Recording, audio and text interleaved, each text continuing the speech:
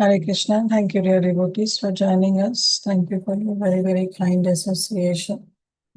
We'll start with our Bhakti Vaibhav session for Mangalacharan, and then we'll. Om Namo Bhagavate Vasudevaya. Om Namo Bhagavate Vasudevaya. Om Namo Bhagavate Vasudevaya.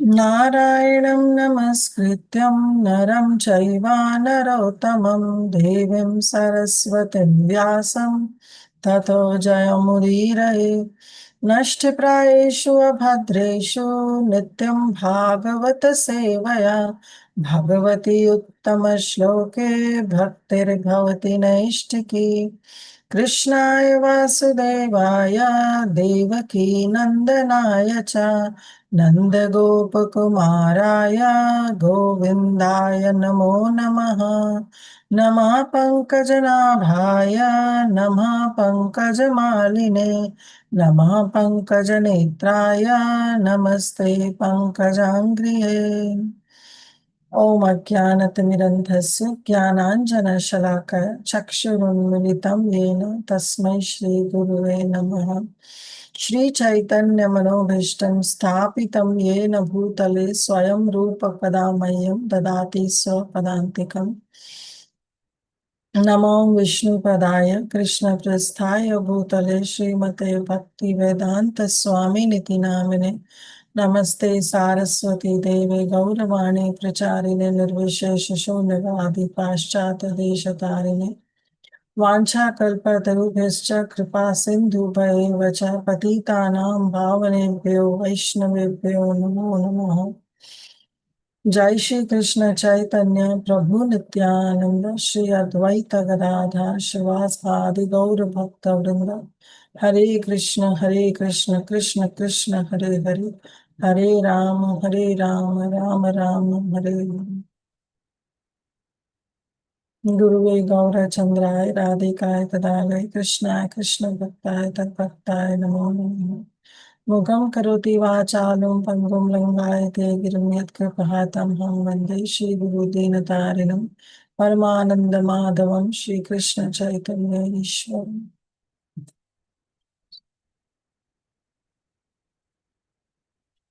Hare Krishna. Thank you once again. So we will continue with our Bhakti Vaibhav session. We are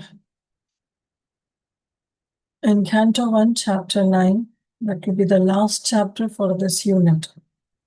And after this chapter, we'll have closed book exam. I hope you have already started working on your shlokas, test 2, and of course your open book exams. And we'll continue with our closed book exams after this chapter.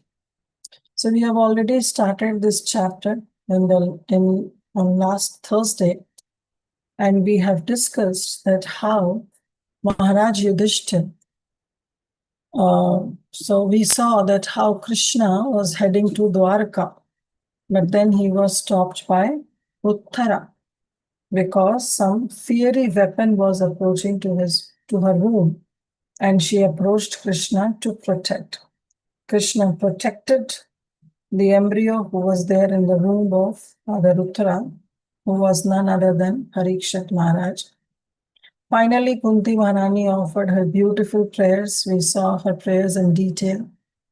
And then Krishna thought, now is the time that I should leave to Dwarka. But there, when he was heading to Hastinapur to say goodbye, to say farewell to all the ladies and to Pandavas, he was stopped by Yudhishthira Maharaj. Yudhishthira Maharaj was feeling very, very aggrieved because of the massacre that happened in the battlefield of Kurukshetra. He thought that it is all because of himself. He started blaming himself to be the doer of that entire battle. And he was fearful that he has committed a lot of sinful actions by killing so many people on that battlefield. Krishna, along with lot of sages, including Vedvyas, tried to give some kind of solace to Yudhishthir Maharaj, but he was not convinced. This was the plan of Krishna, because with one arrow he shoots lot of targets. So this was the plan of Krishna, because he wanted to glorify his another devotee who was still waiting for Krishna to come before him so that he can leave his body peacefully. And he was none other than Bhishma Dev, who was lying on the bed of arrows on that battlefield of Kurukshetra. So Krishna thought, this is the good time that I can glorify Bhishma Dev, and Bhishma Dev, before leaving his body, can give instructions to Yudhishthir Maharaj on dharma. Though Maharaj Yudhishthir was Dharmaraj, he was the son of Dharma, but still he needs some guidance so that he can be solaced. So this was again by Krishna's plan, that even when Krishna tried to convince Maharaj Yudhishthir, he was not able to be convinced. Finally, they all the Pandavas along with Krishna, they went at the battlefield of Kurukshetra, where Bhishma Dev was lying on the bed of arrows. There were many great souls, and last time we saw beautiful story pastime where Mataji explained that who all came and what was the story behind. So there were so many rishis that they came, and they offered, who were present there when Bhishma Dev was on his final deathbed. So at that time, Bhishma Dev was very happy. He welcomed all of them. That was the verse 9. I'll share my screen. It's a very important verse. I know it's not us memorizing verse, but still, it's very important because it gives many lessons to us. So this is the verse where Bhishma Dev, Sudha Goswami tells about Bhishma Dev. Tan sametam mahabhagan upalabhya vasumataha pujayam asab dharmagno desha kala vibhagavit. That how our Bhishma Dev, he worshipped all of them who were present there, because he was dharma jnana. He was the knower of religious principles. And as per Deshakal and Paristhiti, that is time, place, and circumstances, he knows what adjustment can be made. So Srila Sridhar Swami, when he was writing commentary on Srimad Bhagavatam, he wrote that Sri Bhishma Dev was not able to rise up because he was on the deathbed and he was on the bed of arrows. But still he knows, because he was the knower of religious principles, he knows how to welcome the guests. And we know that whosoever is Atithi, we have to welcome very nicely. So who is an Atithi? Atithi. Tithi means day or time. And means anyone who comes to your home without telling you that they are coming. It's a surprise. They're not told you their date, neither their time, but they just appear at your home. So our Shastras explain that there are three important things that one has to offer to those atithis, right? Similarly, there are so many atithis who came on the battlefield of Kurukshetra to meet Bhishma Dev. So when somebody comes to your home, what are the three things that you have to offer? Anyone wants to say? Yes, Sankari Kaur Mataji. Hare Krishna Mataji, please accept my most respectful obeisances, my very respectful pranams to all the Vaishnavas and Vaishnavis assembled here. All words to Srila Prabhupada. So Mataji, the three things that we offer is a smile. We welcome them with a smile and some sweet words. And then we offer them a glass of water, and then we offer them a comfortable seat. Yeah, very nice. So thank you, Mataji. So we welcome them And as Mataji said, that we should welcome them with a smiling face. Even though in the heart we may not be able to welcome them because of certain circumstances, but still it is the duty of a householder that when some atithi comes, they should welcome them with a smile. They should offer them some seat to sit. They should offer a glass of water and sweet words. And out of all this, the most important is to offer them some sweet or kind words. And Bhishma Dev know this very well.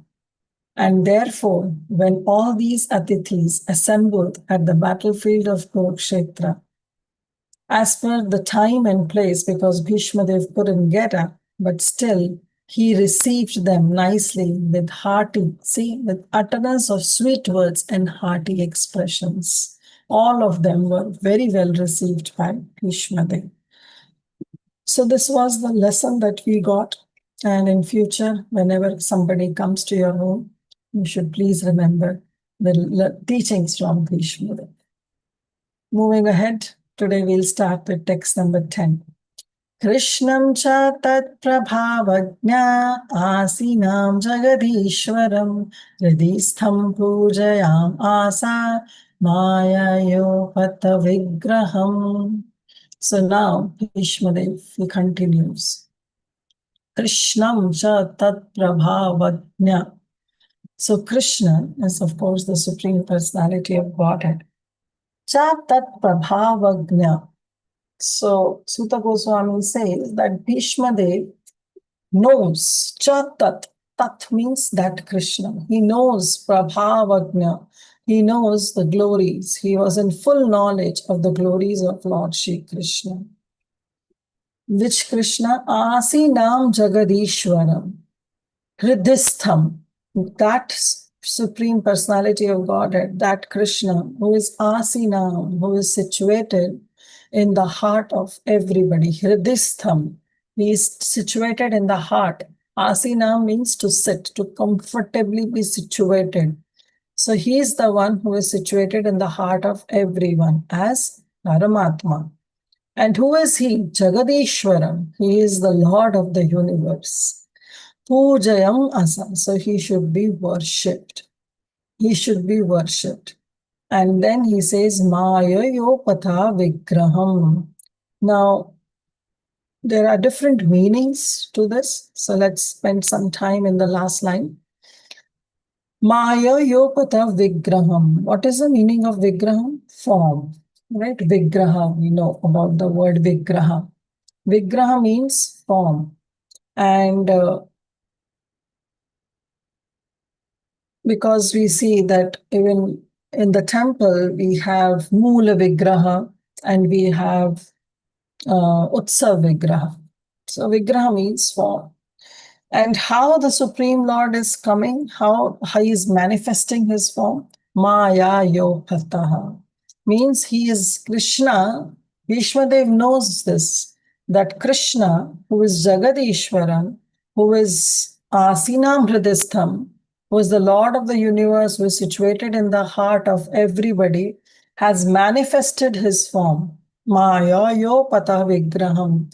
He has manifested this transcendental form by his own internal potency. Anybody knows the verse from Bhagavad Gita where Krishna says that, yes, although I am unborn, still I appear millennium after millennium by my own transcendental form, by my internal energy. Which is that verse in Bhagavad Gita? Quickly. Nobody knows. Yes, Tulsi, go quickly. Mataji, got confused. I forgot some lines. Let me try to remember. Even one line. Okay. Sorry, yes. No problem. Divyangi Mataji. I was thinking about that Ajopi San Navyayatma verse. Yes, excellent. Ajopi san avyayatma bhutanam ishwaropi san prakritim swam adhisthaya and sampha. Me Atma Maya. Thank you, Divyangi Mataji. Excellent. So, Sambhavami Atma Maya. Krishna appears in millennium after millennium by his own internal potency. So, Maya Pataha Vigraham. So, there Bhishma Dev knows that that Krishna who is standing in front of me, who is Jagadishwaram, who is Asinam Hridayastham, but still he is Maya Pataha Vigraham. He has manifested his transcendental form by his own internal potency. Now, this is the one meaning of Maya Pataham Vigraham. Another meaning, Vigraha also means war, or you can say a conflict. So here, Vigraha means conflict. What is the conflict? Because we say Shastriya Vigraha, or we say, because that's the separation that happens due to the Shastriya differences between the two personalities, some technical details. So Vigraha can also mean some conflict that arises. So Maya Patah Vigraham here refers to where Krishna had a conflict. He had a Vigraha. With whom? With Yudhishthir Maharaj. Because he was not able to convince Yudhishthir Maharaj. Now, as such, yes, there was no conflict. But you can say that under his own plan, he was not able to convince Yudhishthir Maharaj. So there was a kind of a Vigraha, a kind of a separation in thought process between Krishna and Yudhishthir Maharaj. And Mayo Pataha, that conflict was how? By his own internal potency, Yogamaya. Because Krishna, he wants Bhishma Dev to be glorified. Therefore, he put Yudhishthir Maharaj under his own Maya, under his own internal potency, because of which there was a separation or a conflict in the thought process of Krishna and Yudhishthir Maharaj, and he was not able to convince, and therefore they came in front of Bhishma Dev. So this is another meaning of Maya Pataha Vigraham that has been brought up by Srila Vishwanath Chakravarti Thakur. So we know that how the devotees of the Lord, see the conditioned living entities, they are always under Mahamaya, the external, the Bahiranga Shakti of Krishna. But Mahatmanastu Mam Partha Daivim Prakritim Ashraya. But when somebody is a pure devotee or the conditionings are removed, then such devotees, they take shelter of Yoga Maya, Daivim Prakritim Ashraya. They take shelter of Krishna's Daivim Prakriti, that is internal potency, or that is Antaranga Shakti, Yoga Maya. So Yudhishthir Maharaj was covered, Maya Yopattaha, he was covered by internal potency of the Supreme Lord, Yoga Maya. So there was a kind of a Vigraha, there was a kind of a conflict or the separation in the thought process, and therefore they came in front of Bhishma Dev, and Bhishma Dev knew this because he knows that how can it be possible that Krishna could not be able to convince anybody? Now, all the Vedas are coming from his lotus mud. Now the third meaning. Third meaning is where Bhishma Dev is feeling very, very obliged to Krishna. So Krishna says that it's by your mercy. Vigraha there means again the form that you have come. You have appeared before me. So Bhishma Dev was feeling grateful to Krishna, and therefore he says, Maya yo patam vigraha, that you appeared. Upata means that you appeared before the eyes of Bhishma Dev. And how you appeared in your transcendental form, vigraham, but by Maya. By Maya here refers to mercy. So by his causeless mercy, that is Krishna's causeless mercy, that he appeared in front of Bhishma Dev and gave mercy to Bhishma. So he is saying Maya yo pataha vigraham. So this verse was spoken by Sutta Goswami only to the sages of Naimisharanya. Somebody can read the translation.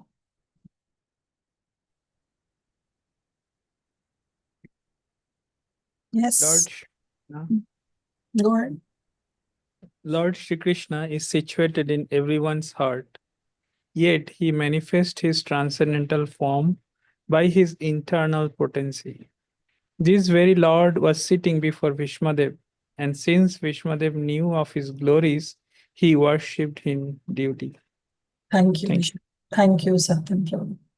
So, that Lord who is situated, Asinam Hridayastham, he manifests his transcendental form, Maya Yopataha Vigram, by his internal potency, and that Lord was sitting before Bhishmadev, Asinam.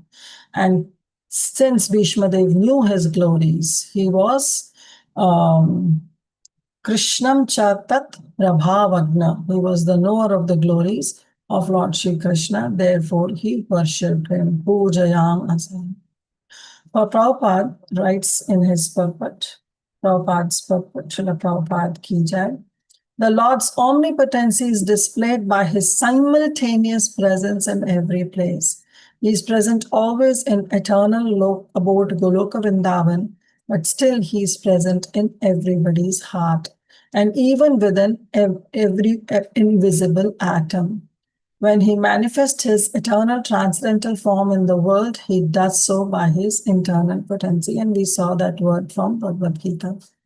The external potency or the marginal energy has nothing to do with his eternal form. All these truths were known to Bhishmadev, who worshipped him accordingly. So here Prabhupada just brought up one meaning, the first meaning that we saw, that how Krishna appeared in his transcendental form by his own internal potency. But there are two other meanings that have been brought forward by Srila Vishwanath Chakravarti Thakur. Text 11. Panduputranupasinan Rashaya Prema Sangatan Abhyachastanuragashrer Adibhutena Chakshusha. So now Bhishmadev, what he saw, Pandu Putran Upasinan. He saw the putras of Pandu Maharaj. So seeing the sons of Maharaj Pandu, who were all Pandavas, Upasinam, they were sitting nearby to Bhishmadev. And some Prashraya Prema Sangatan. Sangatan means together. Means they have gathered together along with Krishna and all other different sages, and they have all sat near Bhishmadev. Prashraya Prema. And seeing all the sons of Pandu, seeing all the sages, seeing Lord Shri Krishna, what happened? Prashraya. Prashraya means there was kind of a feeling, some emotions that developed in the heart of Bhishmadev. And those emotions were prema. Those emotions were the emotions of love. So he was being overtaken, as Prabhupada mentions. He was overtaken by love or by seeing all these Pandavas. And abhyachas. Abhyachas means he started speaking. So that's the one meaning, that he started speaking. But what he spoke, Prabhupada writes, abhyasana also means that he congratulated them. Congratulated for the victory over Kauravas. And Anuraga Ashi. So how he congratulated? It was not just the external lip movement of congratulations, but Anuraga. He was feeling so many emotions. It was the feelings that was coming out from his heart. Anuraga. He congratulated them with feelings, with emotions. And Ashri means the ashru, the tears were coming out from his eyes. And these tears were the tears of ecstasy. Like in Hindi, we say, khushi ke aansu. So that was the tears of ecstasy that was coming out from the eyes of Bhishmadev. Antibhutena chakshusha. Chakshusha means eyes. His eyes were moist. The tears were flowing from his eyes by seeing all these Pandavas and some kind of emotions that was overwhelming for Bhishma Dev. And Andibhutena means he was overwhelmed by those emotions, and therefore he congratulated them, or he basically started saying some words. Somebody can read translation. Hare Krishna Mataji. The sons of Maharaja Pandu were sitting silently nearby, overtaken with affection for their dying grandfather. Seeing this, Bhishma Deva congratulated them with feeling. There were tears of ecstasy in his eyes, for he was overwhelmed by love and affection. Thank you, Mataji. So he congratulated them with feelings, not by words, but just by feelings, with the tears in his eyes of love and affection. He welcomed them and he congratulated them because he was very happy seeing Yudhishthira Maharaj to be enthroned. Prabhupada writes, when Maharaj Pandu died, his sons were very small, and naturally they were brought up under the affection of elderly members of the royal family, especially by Bhishma Dev. Later on, when the Pandavas grown up, they were cheated by cunning Duryodhana. And Bhishma Dev, although he knew that the Pandavas were innocent, were unnecessarily put into trouble, could not take the side of the Pandavas for political reasons. At the last stage of his life, when Bhishma Dev saw his most exalted grandsons headed by Maharaj Yudhishthira sitting very gently at his side, the great warrior, the great grandfather, he could not check his loving tears, which were automatically flowing from his eyes. So this is the emotion where you cannot check some vikara, some transformation that happens in your body, because it is natural. It's not that forcefully you need some tears to come out from your eyes, but it was natural for Bhishma Dev on seeing his great-grandsons, his Pandavas to be enthroned. He remembered the great tribulation suffered by his most pious grandsons. Certainly, he was the most satisfied man because of Yudhishthira's being enthroned in place of Duryodhana, and thus he began to congratulate them. So what he spoke. There the word abhyashchashta means congratulated, but it also means that he spoke. So what he spoke, aho kashtam aho nyayam yadyuinam narmanandana jivitum nartaha klishtam vipradharmachyutashraya. This is also a very important verse. At least the first two lines are being quoted oftenly by Srila Prabhupada. Aho kashtam ahom anyayam yadyuyam dharmanandana. So he started saying, Bhishma Dev, aho kashtam, oh, what terrible sufferings happened to you all Pandavas. Aho nyayam, so it's not only sufferings, but anyay hua hai.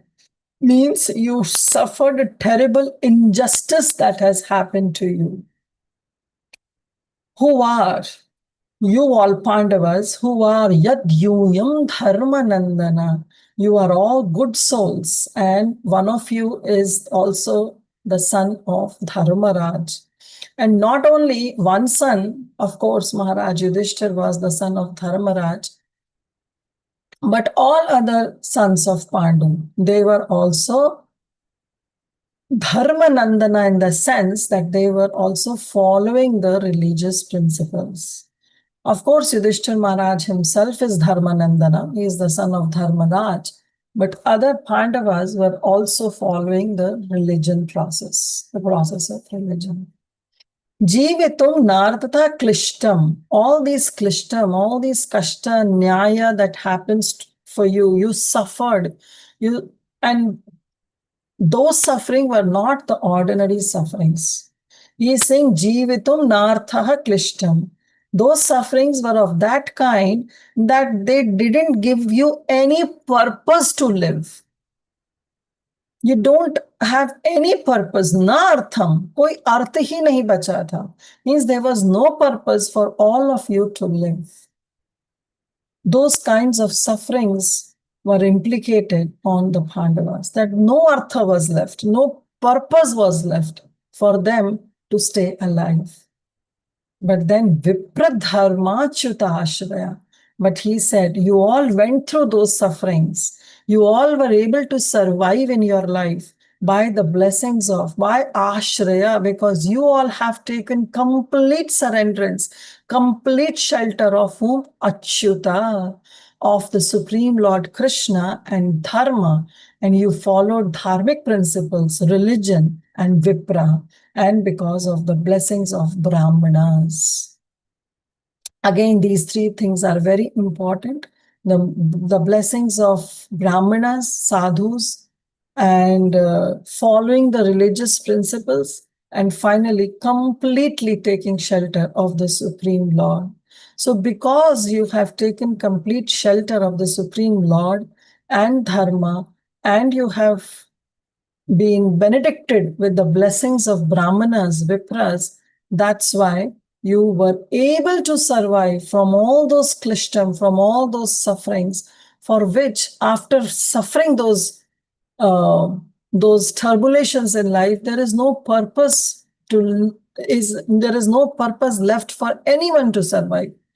But you all were able to cross through that because you have completely taken shelter of Krishna. Vipra Dharma Chuta Ashraya. Somebody can read translation.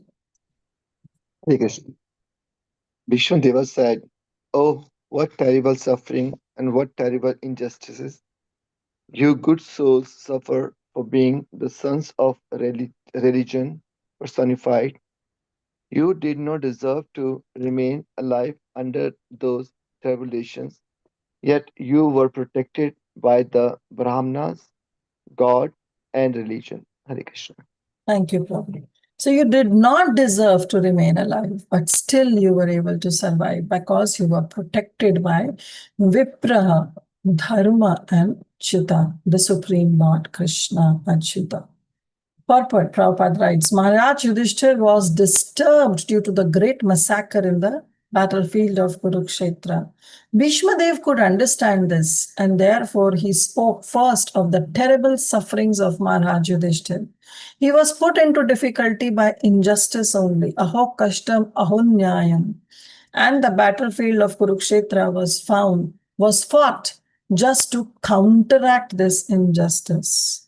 So again, point Prabhupada is bringing that this battlefield was not to enthrone Yudhishthir Maharaj, not to snatch away kingdom from Duryodhan, but just to counteract the injustice that happened with the Pandavas.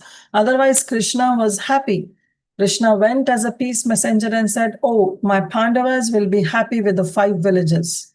You can keep the entire land, Duryodhan, but just give them 5 villages. They are warriors. They need something to rule. But Duryodhan knows from the heart that if I give them 5 villages, they are so strong and they are so religious, so pious that they'll take over the entire earth. So he did injustice. He said, no, I'm not going to give. So this war happened because Duryodhan became adamant, and finally Krishna said that I cannot tolerate this injustice that is happening to my devotees. So to counteract this injustice, actually this battlefield happened. This battle happened in Kurukshetra. Therefore, he should not regret of the great massacre. So Bhishma Dev is pointing out. So he's saying, he pointed out. Actually, this is Prabhupada's purport who is giving us the clear knowledge. But again, one can say, why Bhishma Dev is making Yudhishthir Maharaj remember what he went through? It was past. But still he knows why Yudhishthir Maharaj is here. Because Krishna wanted Bhishma Dev to instruct Yudhishthir Maharaj. So he is bringing up this point, aho kashtam aho nyayam, that you have gone through all those kashtas, all those tribulations and injustice in your life. So this is the point, and you should not regret the great massacre that happened, because all this happened is just to counteract those injustice. He wanted to point out particularly that they were always protected by the Brahmanas, the Lord, and the religious principles. And as long as they were protected by these 3 important items, there was no cause of disappointment. Thus, Bhishma Dev encouraged Yudhishthira Maharaj to dissipate his despondency. As long as a person is fully in cooperation with the wishes of the Lord, guided by a bona fide Brahmanas and Vaishnavas, and strictly follow all religious principles, there is no cause of despondency,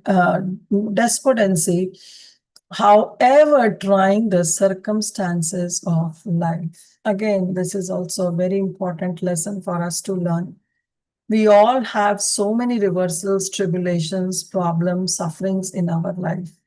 But we should always take shelter of the Supreme Lord. That surrenderance should be shown to Lord Shri Krishna.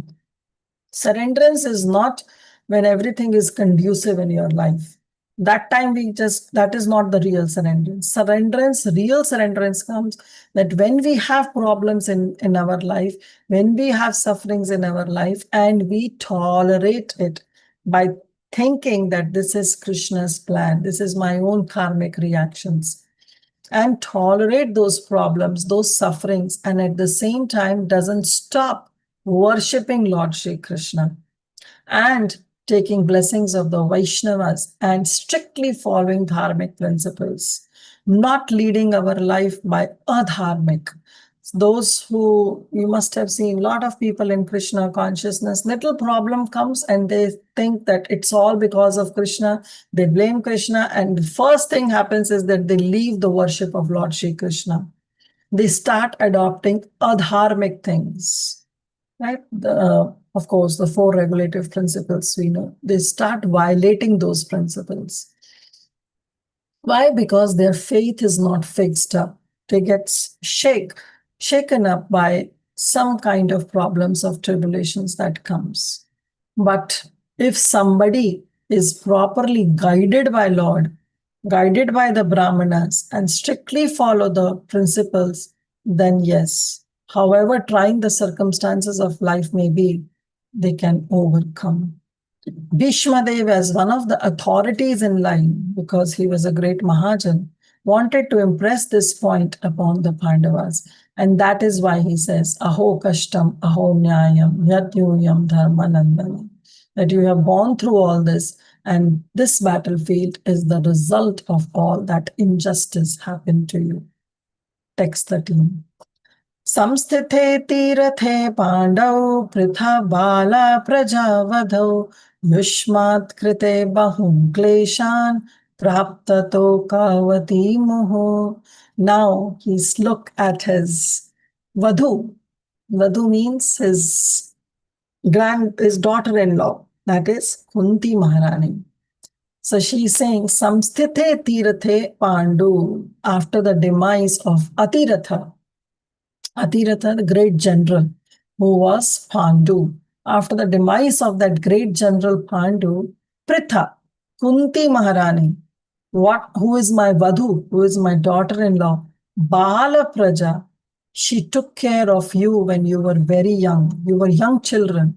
You all were very small children when she took over. Being widow, still she took over this responsibility to take care of all of you. Yushman krite bahun kleshan, and she went through lot of kleshas, lot of problems in her life, because it's not easy being a single mother to take care of 5 children, small 5 children, especially when the other party are throwing so many problems, one after another. One after another, they were throwing problems on Pandavas.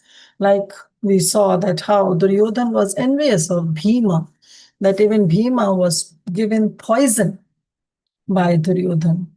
And later we saw Prapta. Prapta means that you have underwent all those kleshas. Tokavati.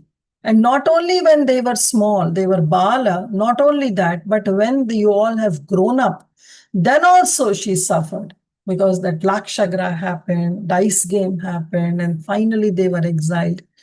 So constantly there was suffering for Kunti Devi. So Bhishma Dev now is giving solace to Kunti Maharani, that how she became a widow, and finally she also underwent bahun kleshan prapta. She also underwent lot of kleshas in her life to bring you all up.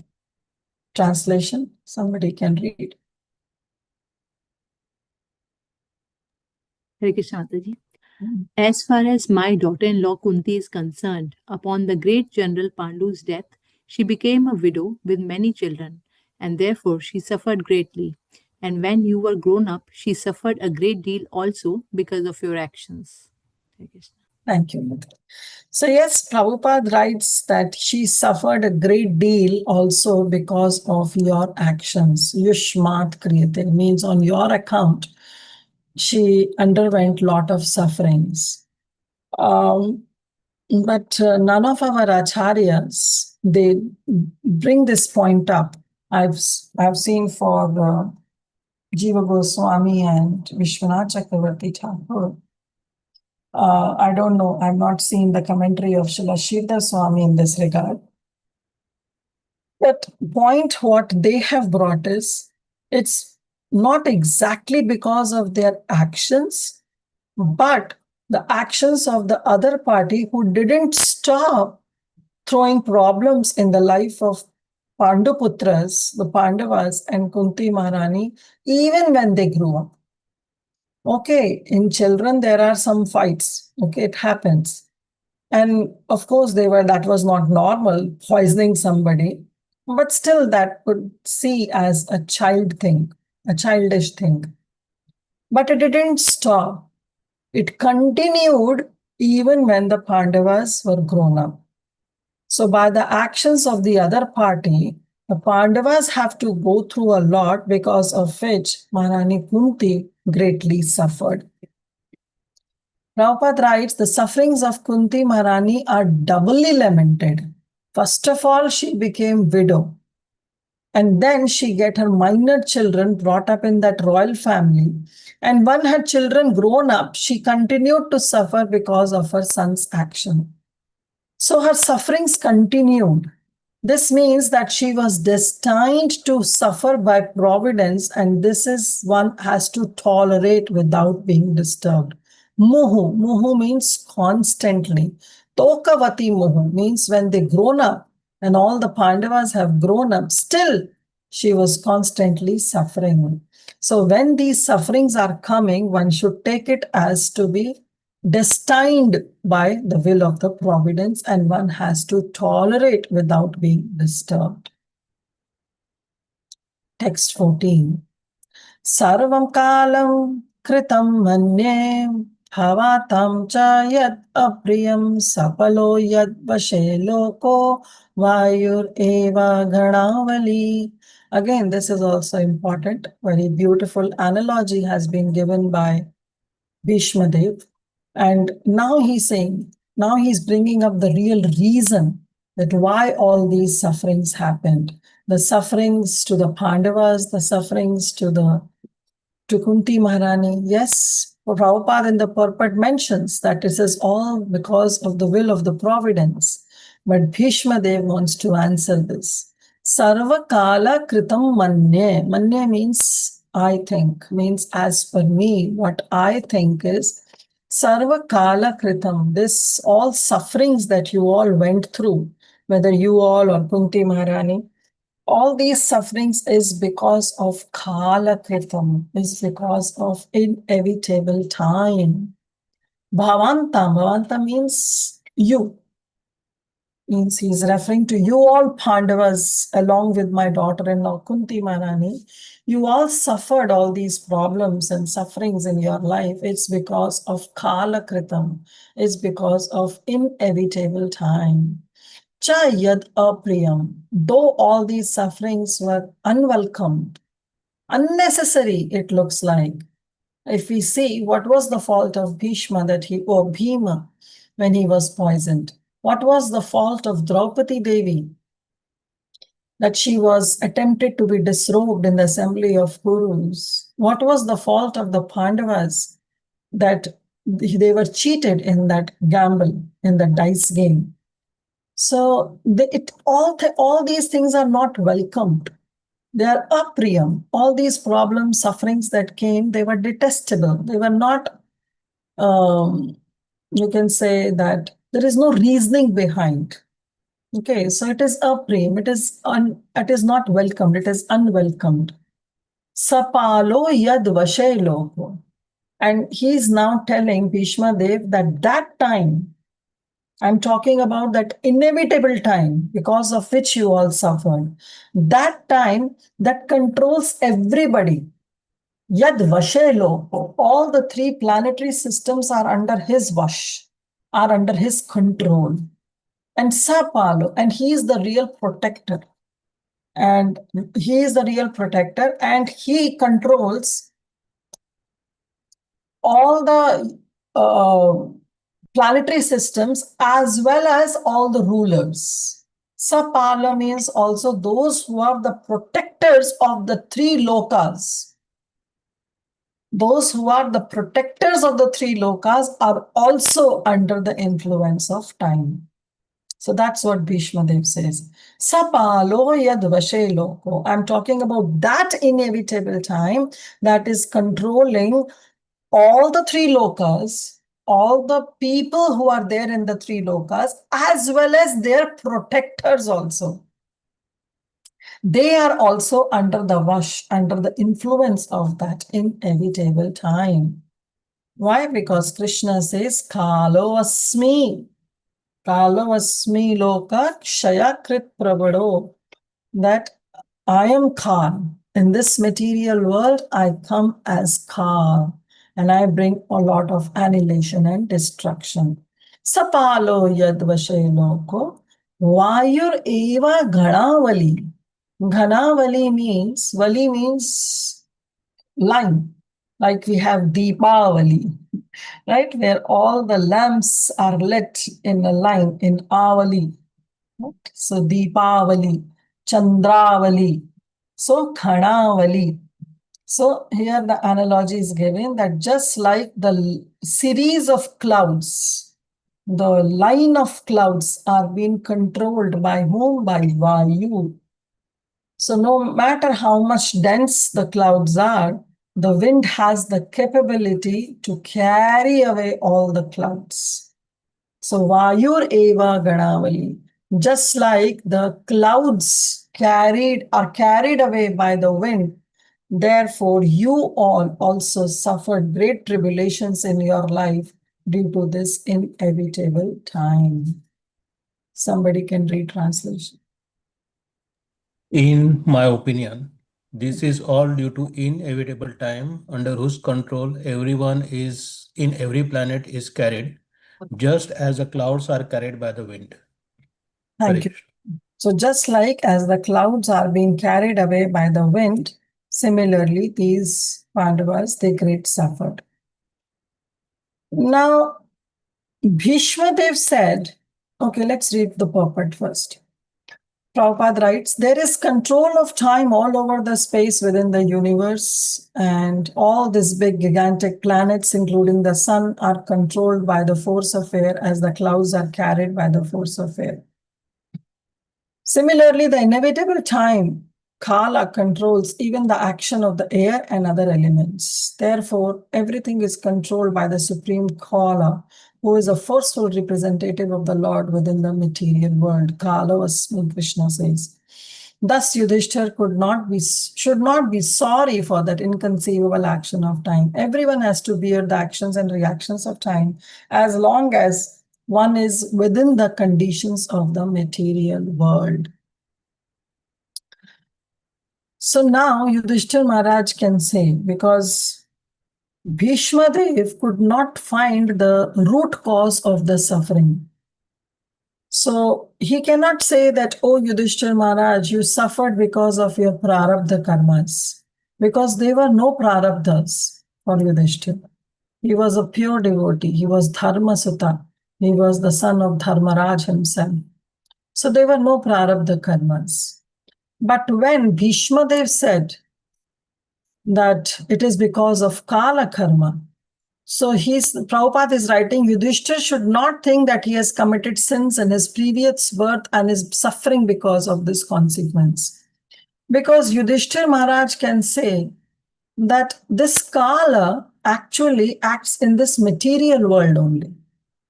And Kala is the cause of giving reactions to somebody's actions. And those reactions to actions is what we call as prarabdha karma, because of resulting from the sins. So Yudhishthir is well known as a direct incarnation of Dharma. So therefore, he doesn't have prarabdha karma. So there is no way where one can understand that he was suffering because of prarabdha karma. So the cause was not karma, but the cause was the time, which cannot be explained or which cannot be countered. But when Yudhishthir Maharaj heard this, that it all happened due to inevitable time, he was still not convinced. Because he says, what do you mean by time? Even if in material world, everything is controlled by time, so it's time only that gives the reactions to somebody's sinful actions. So that means I must have some prarabdha. I must have committed some sinful actions, or I have created new sinful actions by killing all these people in the battlefield. So he was not convinced, but let's see, finally he will be. So Prabhupada writes, even the most pious person has to suffer the conditions of material nature. But a pious person is faithful for the Lord or to the Lord, and he is always guided by a bona fide Brahmana and Vaishnavas. These three guiding principles should be the aim of life, and one should not be disturbed by the tricks of eternal time. Even the great controller of the universe, Brahmaji, is also under the control of time. Therefore, one should not grudge being thus controlled by time, despite being a true follower of religious principles. So yes, time gives the reactions to somebody's actions, and time is very powerful. And we also say, time kharab chal raha hai. The time is not okay. That's why I'm been suffering. But still, if we surrender unto Krishna, and Krishna, time is under control of Krishna. So Krishna can take care. But our Yudhishthir Maharaj was still not convinced when Bhishma Dev said that this all happened because of inevitable time. So Bhishma Dev continued, Yatra dharma sato raja gada panir vikodara Krishna stri gandivam chapam suhrit Krishna stato vipat. So he's saying, now he's glorifying the Pandavas. So he's saying, Suhrit Krishna stato vipat. When somebody is on the side, when Krishna is on the side of someone, then where is the place of vipatti? Where is the place of reversals that can happen in somebody's life? So Suhrit, and that Krishna who is eternal well-wisher of you all Pandavas. So he's saying, you all, one of you is Dharma Sutta. O King, O Yudhishthir Maharaj, you are Dharma Sutta. And then you have Gadapani Vikrodara. And you have Bhimsen, who is the carrier of that mighty club in his hand. And Krishnostri Gandivam Chapam. And you have Krishna, Krishna. Another name of Arjun is also Krishna. So he's saying you have Arjun also, who is the carrier of the weapon Gandiva. And above all, the ever well-wisher of entire world, entire universe, the entire material existence, the ever well-wisher, the Supreme Lord Krishna is along with you, is there with you, all of you. So where is the cause of suffering? There cannot be any reversals that can happen. So now he's bringing this point because in the previous verse, and when he said inevitable time is the cause, and Yudhishthir Maharaj can think that, okay, time is also the one who is giving the reactions of somebody's actions. So that means I'm just suffering the reactions of my actions. I killed so many people, so I'm destined to be morose, to be despondent. But he says there is no way, there is no reasoning for you all to lament, because there are so many great personalities along with you. And above all, Lord Shri Krishna is there with you. So somebody can read translation. Hare Krishna. Oh, how wonderful is the influence of inevitable time. It is irreversible.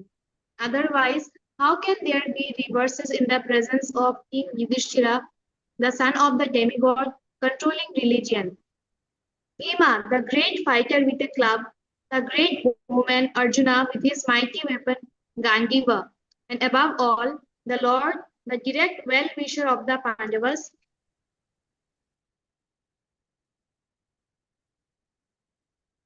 Yeah, so thank you, Salamani Mataji. And above all, the Lord, the direct well-wisher of the Pandavas, he is also there with you. So where is the place for vipatti? There is no suffering.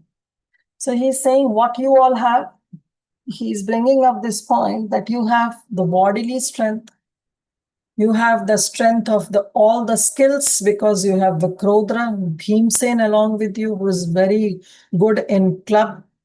Then you have Krishna, who has the great Gandiva. So you have the strength of skill. You are Dharmaraj yourself. You have the strength of piety. You have the strength of the body.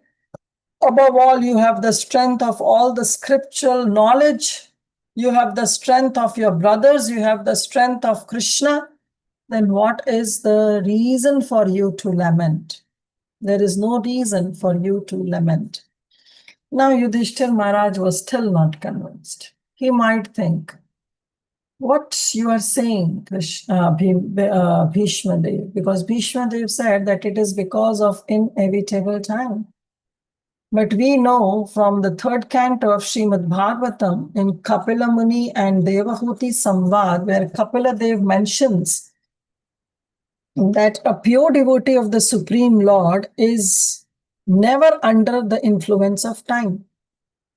So he says, my time does not affect devotees, especially those devotees who have some sambandha with me, the sambandha of friend, the sambandha of parent, or somebody considers me a worshipable deity. Those who have sambandha with me, for them, even the influence of time will not happen. And how can that time can attack the Pandavas who were filled with all these rasas, with Dasya, Sakya, and Vatsalya for Krishna? So this is very, very astonishing. This is something which we cannot comprehend. So without a cause, time has produced the effects. So that means it looks similar that I'm bearing my own karma. So Yudhishthira Maharaj was not convinced. He says, how can you say that time is the cause? Because that wheel of time does not afflict the pure devotees. And we all have that sambandha with Krishna. So how can that time influence us or can cause any sufferings to us? After all, whatever I can infer from your statement, Bhishma Dev, is just that it looks similar to the reactions of my own karmic actions.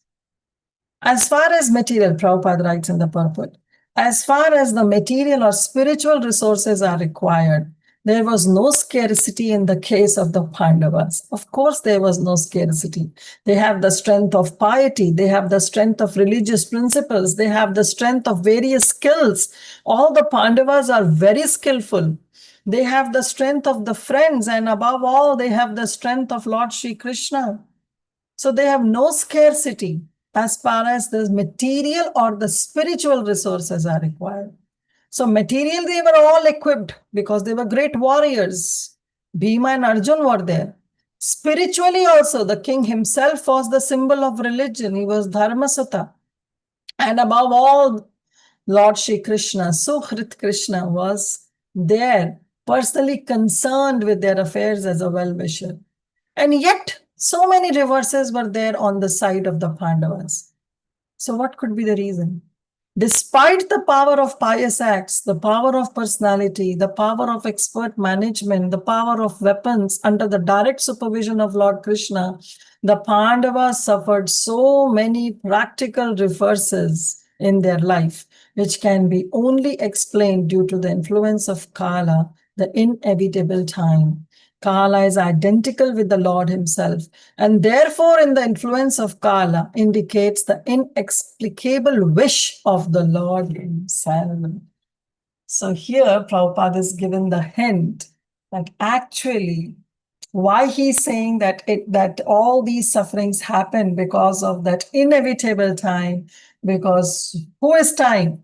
Time is Krishna himself. Krishna says, Kalosmi, right? I am time.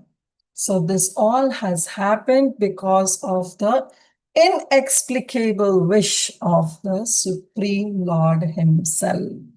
That means all these sufferings were caused by the will of the Supreme Lord, by the will of the providence. It was not by your karmic reactions. So therefore, time and again, Bhishma Dev has not explicitly said that it's because Krishna orchestrated these sufferings in your life. But he is saying because of that influence of time, the inevitable time. And that time is nothing but Krishna in this material world. But our Yudhishthira Maharaj was still not convinced. He says, to me, it looks that you are talking about my own karmic reactions. Nahi asya karhichit rajan. And our Bhishma, they've understood that our Yudhishthira Maharaj is still not convinced. So he's saying, Nahi asya karhichit rajan puman veda vidhishitam yaddignasaya yukta muhyanto kavayopihi. Nahi asya karhichit rajan. Oh Rajan, certainly it is not possible. What is not possible? Puman Veda, even the knower of the Vedas, for anyone to know.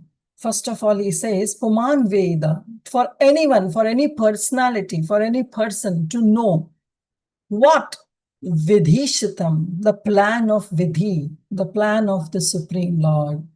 So, O Rajan, O Yudhishthira Maharaj, it is not possible for any person to know the plan of the Supreme Lord. Nahi asya karichid rajan puman veda vidishitam. There is no one who can know the plan of Vidhi. Vidhi ka vidhan nahi samajh paoge.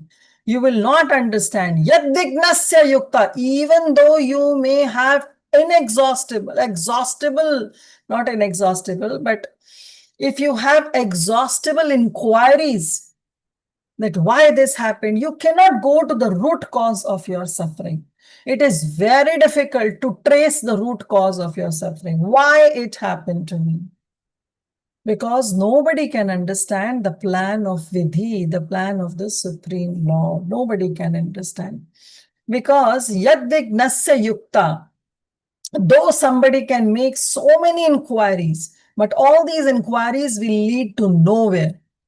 Muhyanti kavayopi, because all these inquiries, why, how, when I came down, when I fall down, all these inquiries have even bewildered. Muhyanti, this word comes from the very first verse of Srimad Bhagavatam, right? Muhyanti, Tatsura, that he is Swarat, he is all cognizant, and he bewilders the Suras, the demigods.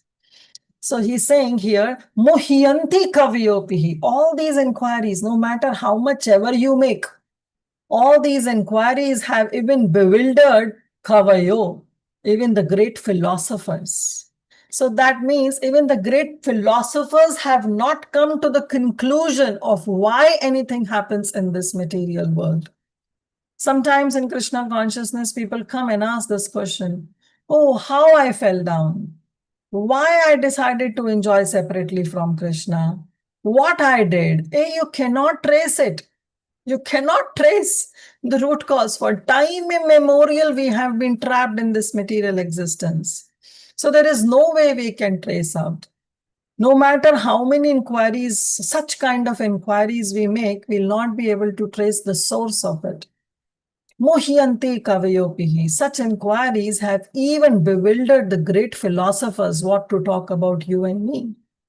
So nobody has come and understand the plan of the Supreme Lord. Nahi asya karichidrajan puman veda vidhishitam yadvignasya yukta muhyanti kavayopihi. such inquiries you keep on making that, oh, time is actually there in this world because time gives the results of one's prarabdha karma. So that means I am under the influence of my prarabdha. Then Yudhishthira Maharaj will say, okay, so that means I am bearing my prarabdha. Then Bhishma Dev said, how can you bear prarabdha? You are Dharma Sutta. You are the son of Dharmaraj. You don't have any prarabdha karma. Then he says, it is all because of that inevitable time. Then again, Yudhishthira Maharaj says, what are you talking about time? This time doesn't influence the devotee. On one hand, you are saying that I am a pure devotee. I am not a conditioned soul. I don't have any prarabdha.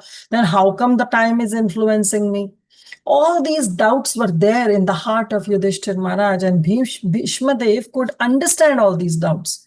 So he's saying, you keep on having lot of inquiries in your mind, but you will not come to any conclusion because Puman Veda Videshitam, because nobody can understand the plan of the Supreme Lord.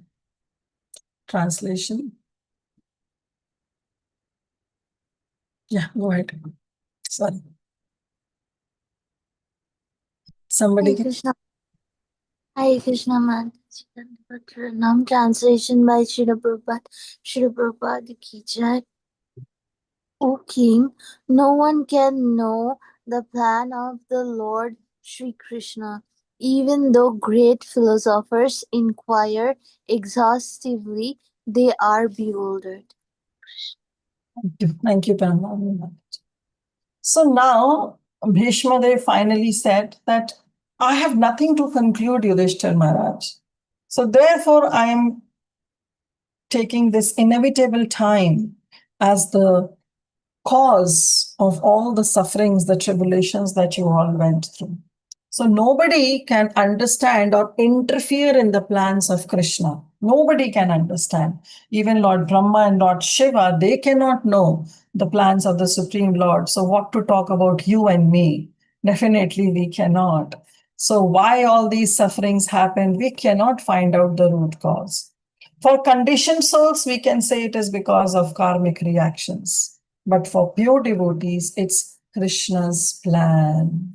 So that's what Prabhupada also explained in the previous verse, that how this is because of Krishna, he personally comes and orchestrated all these things in your life. And why Krishna is doing this? Krishna is doing this to teach others, so that how others can learn to behave when the reversals come in their life. Shri Krishna Chaitanya Priya Bhakta Dware Anyo Na Shiksha Dire Eita Prakare. In Chaitanya Bhagavat, it is mentioned that how Vrindavan Das Thakur writes that there are so many devotees who also suffered when we read Chaitanya Leela. So it's because of Shri Chaitanya Mahaprabhu. Shri Chaitanya Mahaprabhu Priya Bhakta Dware. He takes his own devotees as a medium to teach others. Anyana Shiksha Dila Eita Prakare. Because he wants to teach others how to behave in certain circumstances. So he's saying it is, O Rajan, what I could understand is that if you try to find out the root cause of your sufferings, you will never be able to find out. So for you, because you are not conditioned devotee, a conditioned person will definitely suffer the karmic reactions. But none of you Pandavas are conditioned. So what I could figure out is because you are pure devotees, so everything was actually under Krishna's plan. Krishna orchestrated everything for you. Prabhupada writes, the bewilderment of Maharaj Yudhishthira over his past sinful acts and the resultant sufferings, etc., is completely negated by the great authority Bhishma Dev, who is one of the 12 Mahajan. How did he defeated? He said, no matter how many philosophical inquiries you make, but you will not come to any conclusion. Bhishma wanted to impress upon Maharaj Yudhishthira that since time immemorial, no one, even Brahma and Lord Shiva, demigods like Shiva and Brahma, could not ascertain the real plan of the Lord. So what we can understand about it? It is useless also to inquire about it. Even the exhaustive philosophical inquiries of sages could not and cannot ascertain the plan of the Lord. So what is the best policy? The best policy is simply to abide by the orders of the Lord without argument. Tam statikshva sabharata. You have to tolerate. Whatever comes in your life, tolerate and understand that this is the best policy that Krishna has made for me, and therefore I have to abide by the rules of the Supreme Lord without any argument. This is complete surrenderance. This is Atmanivedana. Oh Lord, use me as you want. The sufferings of the Pandavas were never due to their past deeds because they don't have their past. The Lord has to execute the plan of establishing the kingdom of virtue, and therefore his own devotees temporarily suffered in order to re-establish the conquest of virtue. Shri Krishna Chaitanya Priya Bhakta Dware Anyo na Shiksha Diya Aita Prakare. Bhishmadev was certainly satisfied by seeing the trump of virtue, and he was glad to see Maharaj Yudhishthira on the throne. So now we have to see how we sometimes underestimate the devotion of Bhishmadev. So Prabhupada is writing, Bhishmadev was certainly satisfied while seeing Yudhishthira Maharaj on the throne, although he himself fought against him. Even a great fighter like Bhishma could not win the battle of Kurukshetra, because the Lord wanted to show that vice cannot conquer virtue regardless of who tries to execute it. So Lord wanted to teach. That is why Bhishma Dev fought on the other side. This is one of the internal reasons that Krishna made Bhishma Dev to fought against Pandavas to prove that Bhishma Dev, who won over even Parshuram, who is the Shaktivesh avatar of Lord Shri Krishna himself, cannot win the battle if he is on adharmic side. He will also lose because dharma stands out. Satyam param dhimahi. He is param, he is satyam, and his words will come true. So regardless, whosoever tries to execute, vice cannot conquer virtue. Okay. Satya ki hi jeet hoti hai. Bhishma Dev was a great devotee of the Lord, but he chose to fight against the Pandavas. How? By the will of the Lord. Because the Lord wanted to show that a fighter like Bhishma cannot win on the wrong side. So that means, was Bhishma Dev at fault? No. He was mere an instrument in the hand of Lord Shri Krishna. He was an instrument in the entire plan that was orchestrated by Krishna. So Bhishma Dev, when somebody has become an instrument in Krishna's plan, in Lord's plan, who are we to pass any comments on them? Another classic example from Ramayana, Mother Kaikai. So much insult, so much humiliation she went through, but it was all planned by Lord Shri Ram. She was an instrument in that entire drama, the entire play that was orchestrated by the Supreme Lord Ram. So all these devotees, they are instruments. So you, me, have no adhikar to pass any comments, especially on personalities like Bhishma Dev, who is one of the great Mahajans. Our Bhagavatam only tells that one of the 12 Mahajans is Bhishma Dev. So who are we to underrate him or to pass any comments on them? It will be an aparadh. Why? Because he was simply an instrument. When Krishna is using somebody as an instrument in his plan, that means he's a great devotee, no matter if he is on the other side. Like in the movie, we see the villain and the hero. Now, villain is also acting because the director wants him to act in such a way. Otherwise, there is no difference between a hero and a villain. They may be friends behind the stage, but on stage, on that film, they are the greatest enemies. Why? Because the director wants both of them to behave in a proper way. Right? So this is how we have to understand. Last verse for today, and then we will end. Tasmadidam daiva tantram vyavasya bharatashabha tasyanu natha natha pahi praja prabhu. So Bhishma Dev said, "O Yudhishthir Maharaj, then try to understand. Tasmad, therefore, whatever you can understand is idam daiva tantram." He said, please understand this, O Yudhishthir Maharaj, that this has all been orchestrated by the will of the providence, by the will of the Supreme Lord. It's daiva, it's divine, because our divine Lord has planned it out. Vyavasya Bharatashribha. Bharatashribha means the best of the Bharatas. So we know he is addressing, Bhishma Dev is addressing Yudhishthir Maharaj as Bharatarishbha, as the best of the Bharata dynasty. Sometimes Arjun is also addressed as Bharatarishbha by Lord Shri Krishna in Bhagavad Gita. So he's saying, O best of the Bharata dynasty, O Yudhishthir Maharaj, idam, understand this, daiva tantram, that it is all divine. It has all been orchestrated by our divine Lord. Vyavasaya, so know that he, Krishna, is the deciding factor. He is the one who is deciding all these things in your life because he wants to teach others the example. Right? So very classic analogy Prabhupada will again give, not an analogy, but a statement.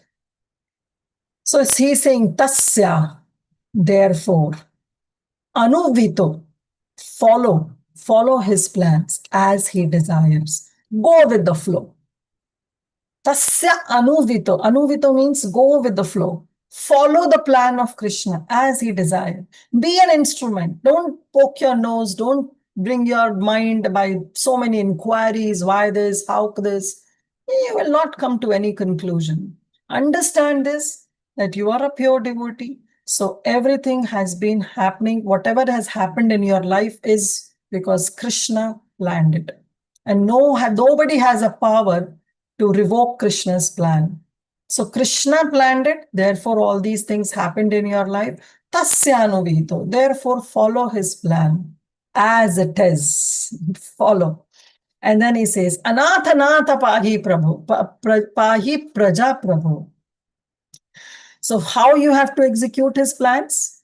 By tolerating everything, and anatha, your praja, your helpless citizens, they have become anath now because they don't have any master. So you become their nath. You take up their responsibility and pahi and protect them, praja. Protect your helpless citizens. You become their master, Prabhu. You become their nath and you become their Prabhu. Means you become their master and take care of them. Be their protector. Nath pahi praja Prabhu. So tasyanuvito nath. That therefore you please go with the flow and follow the instructions and follow what has been desired by the Supreme Lord. In Bhagavad Gita also, when Arjun was not able to understand, finally Krishna says, Nimitta matram savyasaji, you just become an instrument in my plan. So here also he's saying, Tasya nivito, just follow whatever Krishna wants, go with the flow. And anatha pahi praja prabhu, and that anatha, that helpless citizens, those who are now struggling, you become their nath and you give them full protection, become their master. Somebody can read translation. O best among the descendants of Bharata, Yudhishthira, I maintain, therefore, that all this is within the plan of the Lord. According to the inconceivable plan of the Lord, you must follow it. You are now the appointed administrative head, and my lord, you should now take care of those subjects who are now rendered helpless. Hare Krishna, Mataji. Thank you, Mataji. So now we see that he's Bhishma Dev. Thank you, Mataji. So Bhishma Dev is, first he's saying Bharat Rishabha, oh best of the dynasty. But last word he say Prabhu. Why? Because the Yudhishthir Maharaj has been enthroned as a king, and Bhishma Dev knows. So he is calling him also as Prabhu, as a matter of respect. So what he's saying, know for certain, Yavasya, ascertain this, that this is for sure.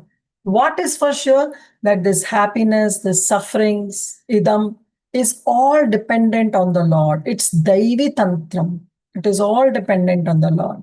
And therefore, all this happiness and distress that is happening to the devotee, it's not, you cannot understand this. This is inconceivable. You cannot understand the plan of the Supreme Lord. Now, you cannot comprehend. So therefore, tasya anuvitaho, whatever Krishna says, just follow and protect your citizens, because they have now become anatha. And you become their nath and lead them and help them, protect them. And not only that, make them Krishna conscious, means lead them to Krishna. Very beautifully, Prabhupada says. The popular saying is that housewife teaches the daughter-in-law by teaching the daughter. In Hindi, also we say, right, that सास बहू को नहीं बेटी को सिखाती है ताकि बहू समझ जाए. So the mother-in-law, she will not directly teach daughter-in-law because of the sensitivity of the relationship that is there between a mother-in-law and a daughter-in-law. So she will not directly teach daughter-in-law. She will feel a little embarrassed to directly teach. Now, this is the Vedic times, okay? Today's life is different. But in the Vedic times, it was because of that embarrassment or because of that sensitivity of the relationship. The mother-in-law will not directly teach daughter-in-law. But what she does is, वो बेटी को समझाती है. She teaches her own daughter how to behave. And when she teaches something to the daughter-in-law hears, and she indirectly understands what my mother-in-law wants. So therefore, he's saying it's like conveying the indirect message to avoid any conflict and to maintain the decorum of that relationship. So the popular saying is that the housewife teaches the daughter-in-law by teaching the daughter. Similarly, the Lord also teaches the world by teaching the devotee. So therefore, now these Pandavas are used as an instrument in Krishna's plan to teach the entire world that when reversals come, how you have to tolerate, how you have to behave, and how you have to take it in your life. The devotee does not have to learn anything new from the Lord, because the Lord teaches the sincere devotee always from within. Whenever, therefore, a show is made to teach the devotee, as in the case of the teachings of Bhagavad Gita, it is for teaching the less intelligent men. So when the Bhagavad Gita has to come out, Krishna bewildered Arjun. Now Arjun was a great devotee. He was not bewildered. He was not illusioned. But Krishna made him illusioned. Krishna made him bewildered. For the common man to understand, so that the Bhagavad Gita can come. Similarly, Parikshit Maharaj, he was used as an instrument because Bhagavatam, Srimad Bhagavatam has to come, has to appear. It was time for Srimad Bhagavatam to appear. So Parikshit Maharaj was used as an instrument. Imagine the same Parikshit Maharaj who sat for 7 days and 7 nights hearing Srimad Bhagavatam from Srila Sukadev Goswami, didn't feel any hunger or thirst. 7 days, 7 nights continuously without any break. No restroom break, no water break, no food break, lunch break, dinner break, nothing. And that same Parikshit Maharaj was so tired because of that thirst that he took this audacity even to garland that Shamik Rishi who was in meditation, he garlanded with a dead snake to Shamik Rishi. So it's a contrast. Parikshit Maharaj didn't have that much of tolerance to bear that thirst. Of course he had. But he was used as an instrument because Srimad Bhagavatam has to appear. Arjun was used as an instrument. Yudhishthir Maharaj, all the Pandavas, Draupadi Devi, Bhishma Dev, everybody was used as an instrument by the Supreme Lord to teach this entire world. Sometimes when we see others' life, we get to learn how to be, but sometimes seeing others' life, we also learn how not to be. So both the things go hand in hand. We have to learn how to be from those people who are very dharmic, religious, who are Krishna conscious, and those who are in Krishna conscious but doesn't behave Krishna conscious. From them, we also learn how not to be.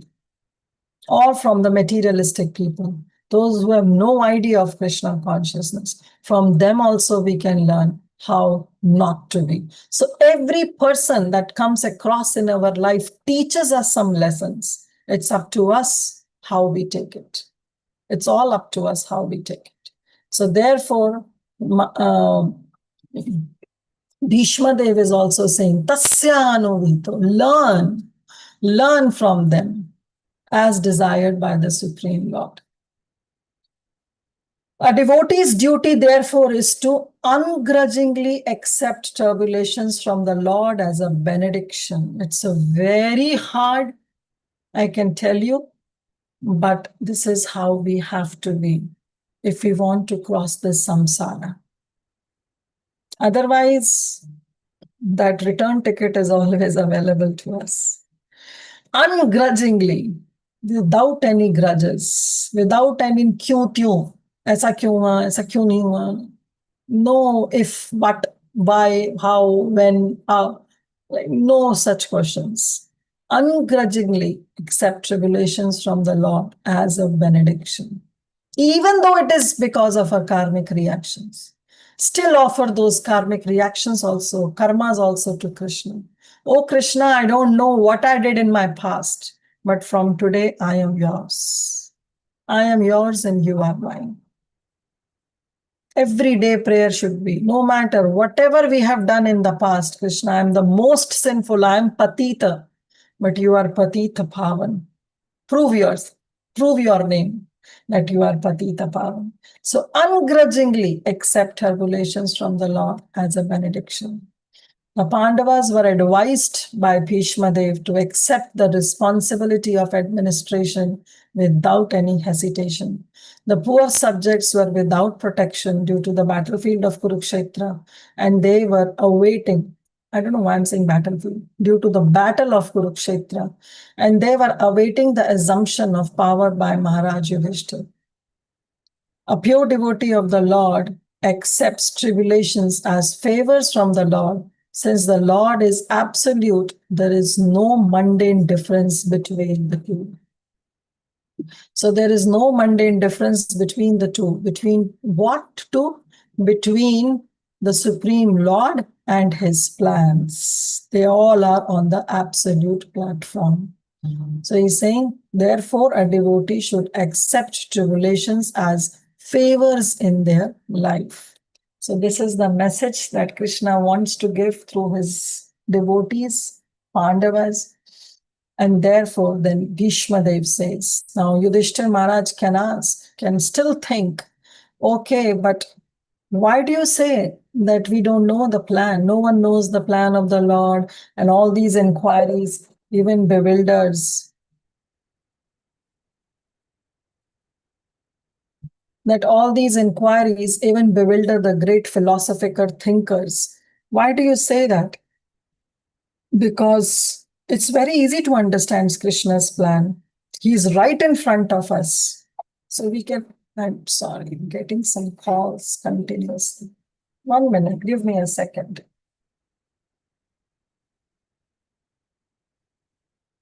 Sorry about that. So now Yudhishthira Maharaj can think, oh, Bhishma Dev, okay, I understood that it was all orchestrated by Krishna's plan. But why do you say that understanding Krishna's plan is inconceivable? It's not inconceivable. We can still, Krishna is right in front of us. Okay, for people like you and me, we conditioned devotees, at least I'll talk about myself, I cannot feel the presence of Krishna. Yes, we have our seniors, we have the Vani of the spiritual master, we have Shastras to guide us. But when the Shastras are also saying that to understand Krishna's plan is inconceivable, we have to believe the Shastras. But Yudhishthir Maharaj says, okay, for them it's okay. But for us it is not, because Krishna is right in front of us. We can go and ask, okay, Krishna, is it your plan? You have done this. So please reveal your plans. So then Bhishma Dev says, no, it's not like that.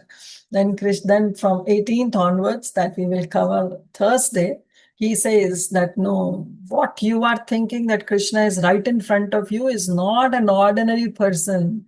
He is not the chariot driver of Arjun. He is not your younger brother, so-called cousin, that you can go and ask. Esha vai Bhagavan Sakshat. He is the Supreme Lord.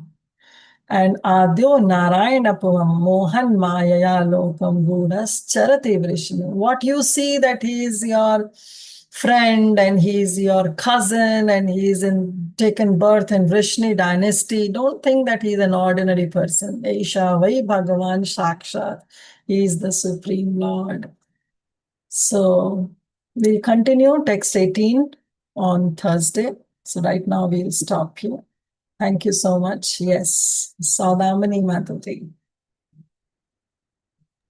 Hare Krishna Mataji, Dandavat Pranam. Before this beautiful class. Mataji, the last verse we were talking, that Krishna teaches to his devotees how to be and how not to be. So I was thinking, like in our practical scenario also, sometimes we find some seniors, maybe in our family or among the devotee community also, behavior is not so ideal. So in that case, Mataji, can we think like this, that Krishna is teaching through them how not to be, rather than finding faults in them?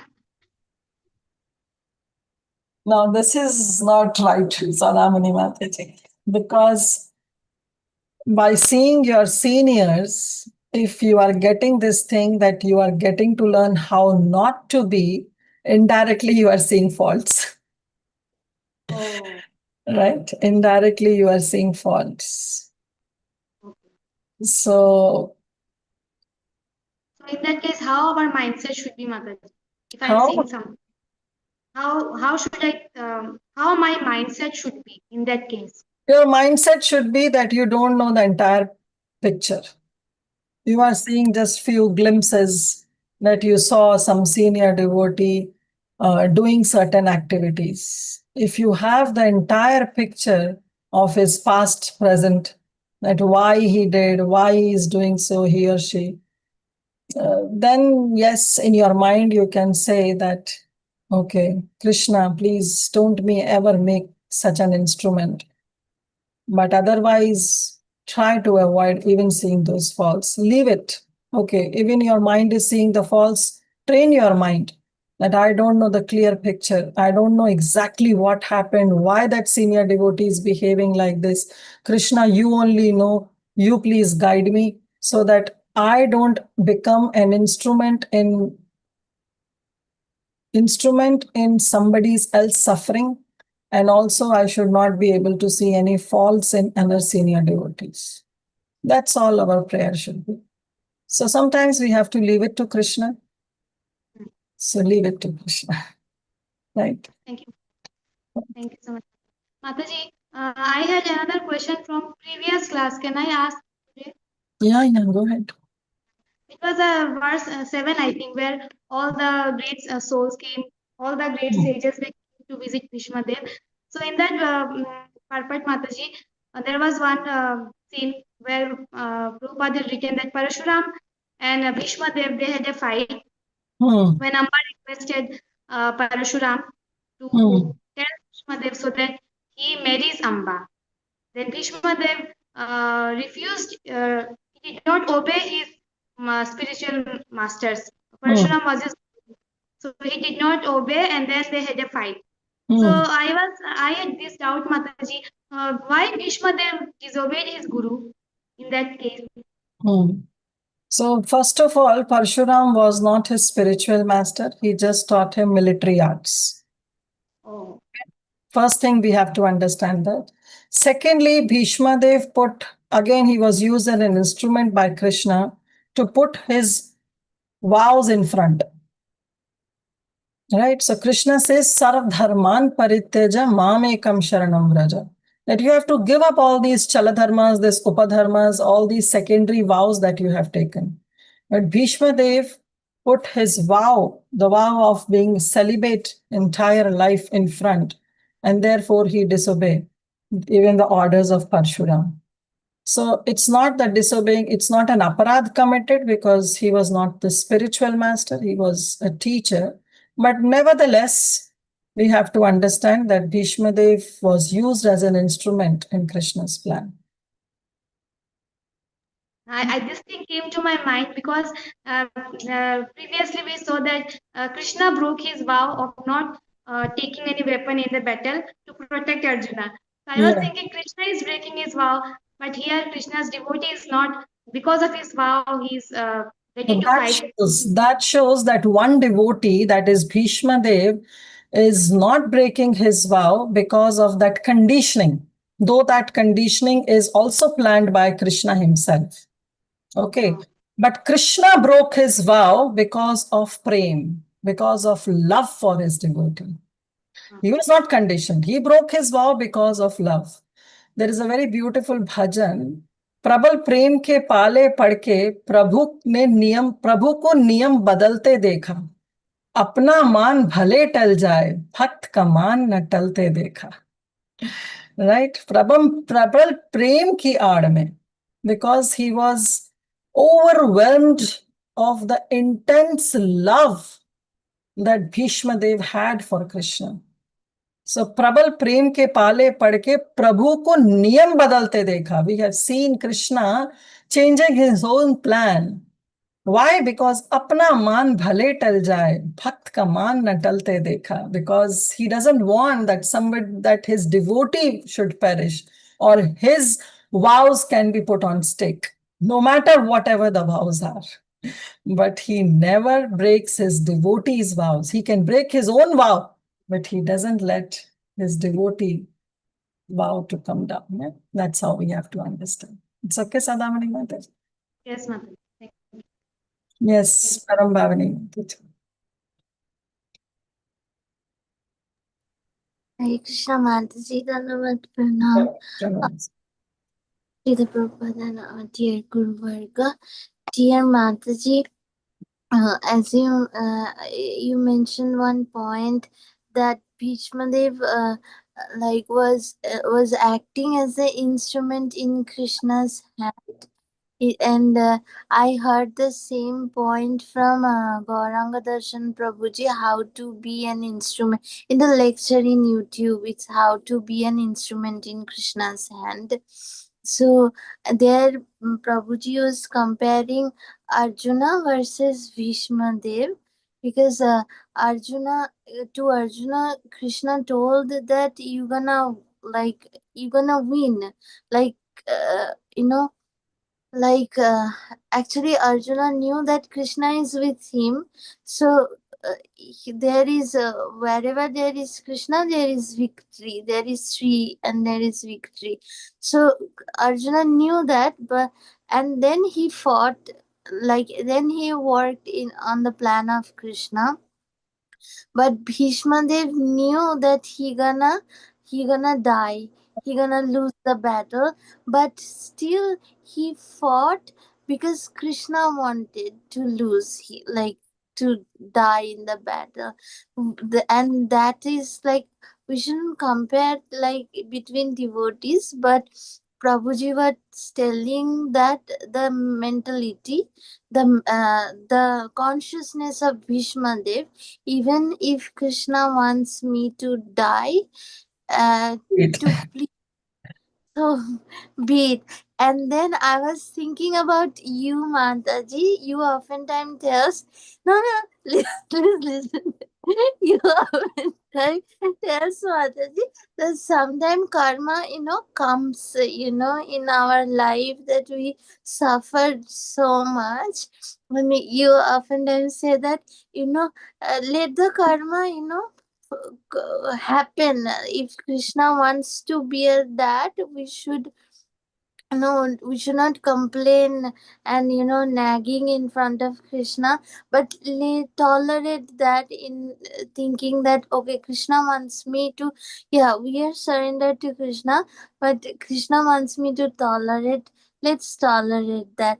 Now when you tell when you are making that point about Bhishma Dev, then I was trying to connect it All the dots.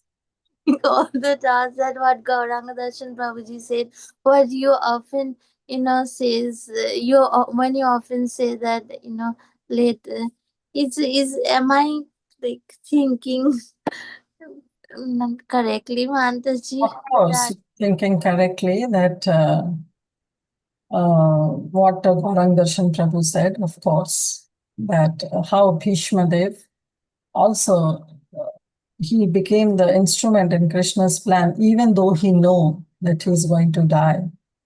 But it doesn't matter. It doesn't matter for a devotee till the time they're used in Krishna's plan. And as you said, that yes, try to bear your karma. The more we bear it, the more we are getting rid of that baggage. Right? So if we try to complain and criticize and react or counter-react, then again we are adding on to it. The more we tolerate, the more we become the instrument of Krishna's anukampa, Krishna's compassion. Tatte anukampa susikshamana. Thank you. Thank you, Parambhavana. Mataji, one more question. Can you please repeat the verse Sri Krishna Chaitanya from Chaitanya Bhagavat verse I don't that think you it's mentioned? from Chaitanya Bhagavat. It's from Jagdananda's Prema Vivarta. Think so. Yes. Shri Krishna Prabhu, Shri Krishna Chaitanya Prabhu, Priya Bhakta Dware, Anyona Shiksha Diya Aita Prakare. Thank you so much, Mataji. Hare Thank Krishna. you. Hare Krishna. Okay, devotees, anyone else has anything to add? Okay, then we'll stop here. Thank you so much. Thank you for your association. We'll continue with verse number 18 on Thursday. Let's pay our obeisances to all the Vaishnavas. Vancha kalpatarupascha kripasindhuva evacha patitanam bhavanebhyo Vaishnavebhyo namo namaha. Ananta Koti Vaishnavrind ki jai, Srila Prabhupada ki jai, Granth Raj Srimad Bhagavatam ki jai, all the assembled Vaishnavas ki jai. Hare Krishna, ending the call. Okay, let me see, there are some chat messages. Hare Krishna, Mataji. Hare Krishna.